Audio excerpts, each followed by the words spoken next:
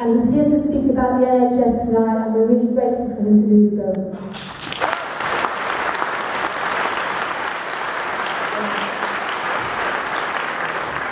The People's Republic of Hammersmith, you were never going to disappoint, were you? I was really delighted to come here tonight because you've set an example.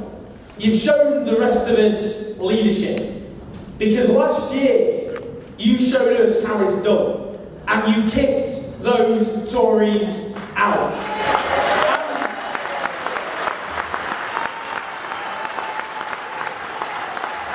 And in 2 months' time, we have to follow your example, and all of us have to kick the Tories out. And that's what we're doing.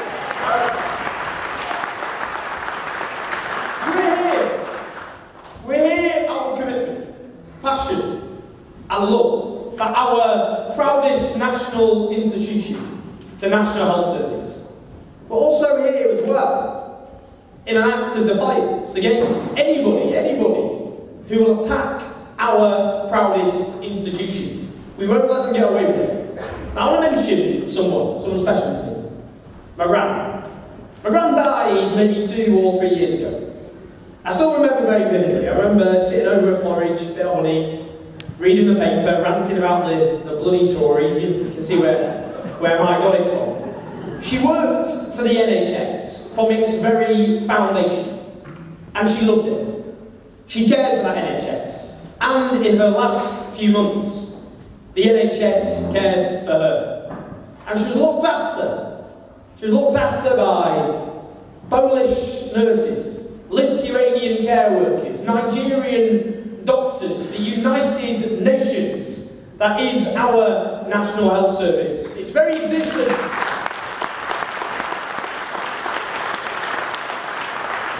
Its very existence an act of defiance to all those who stigmatise and attack and scapegoat immigrants for all the ills of our society. But do you know what I think? The Tories object to it so much. Look at the society they're trying to build.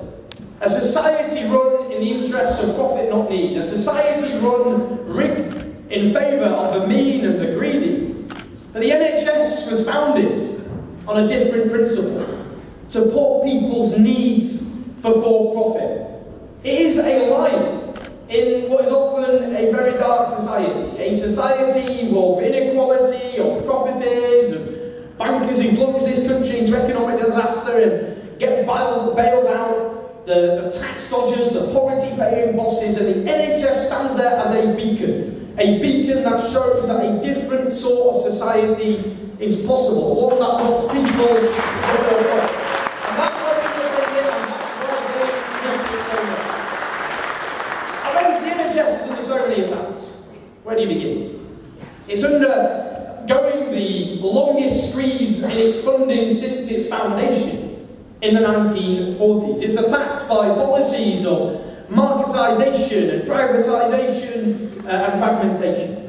It's also being battered by the cuts to local care budgets right across the country, adding ever-growing pressure to our NHS. And of course, that's without even mentioning our ageing population.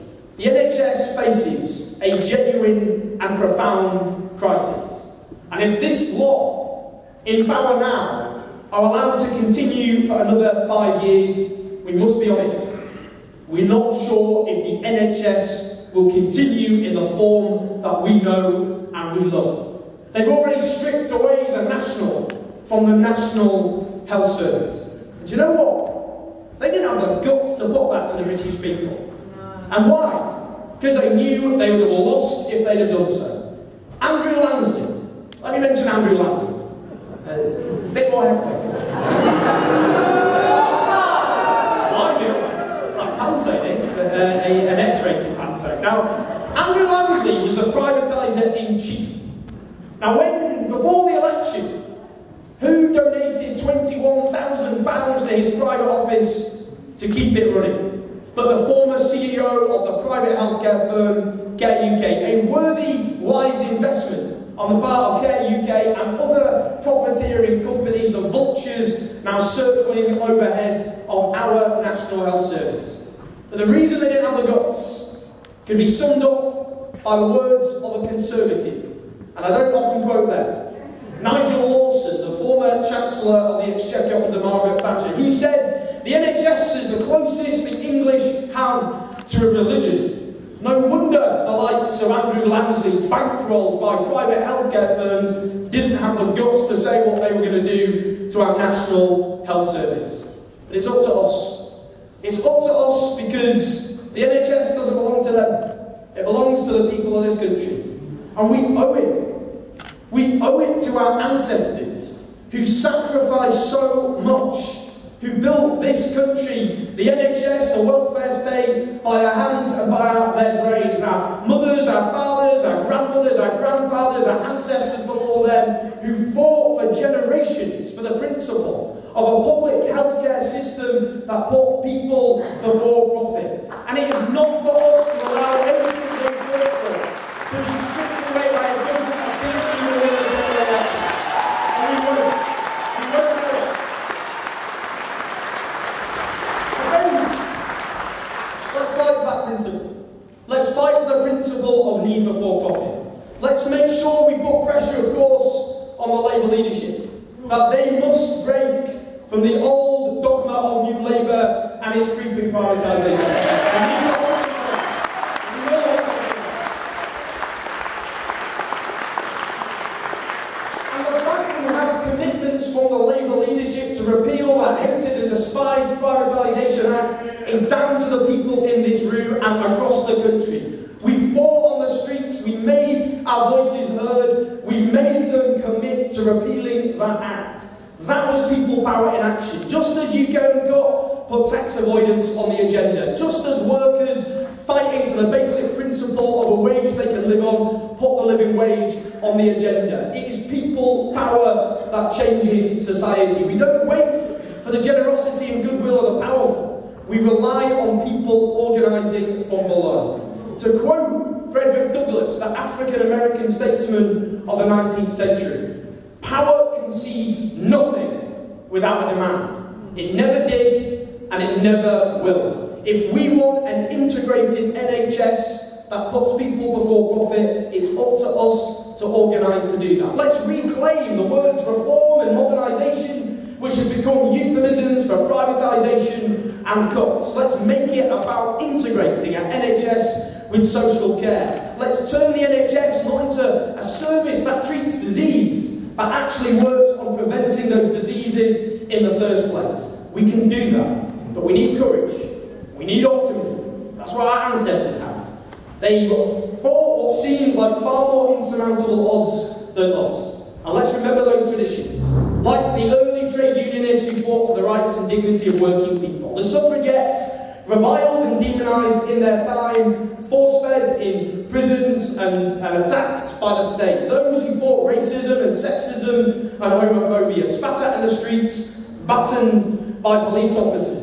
And those who fought to build the welfare state and the NHS. All of these things won because people organised from below, against what seemed like insurmountable odds. That is the tradition all of us are here standing in today. So let's keep that flame alive. Let's keep on fighting.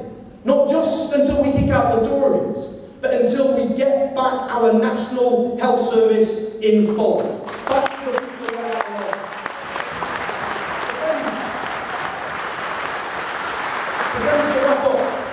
To wrap up, we've got to have that optimism at home, because we can win this, and we will win this battle. We're taking a bit of a scenic route at the moment, I'll give you that, but we will win in the end. The defenders of all injustice want us to believe that injustice is like the weather, it's just the way the world is. You can complain about it raining, but there's nothing you can do about it, but it's not true. As people create injustice, others can remove it. So this government, lacking any democratic mandate for what it's done, we will overcome. So let's stand together, let's fight together, and friends, let's win our National Health Service back wherever we are.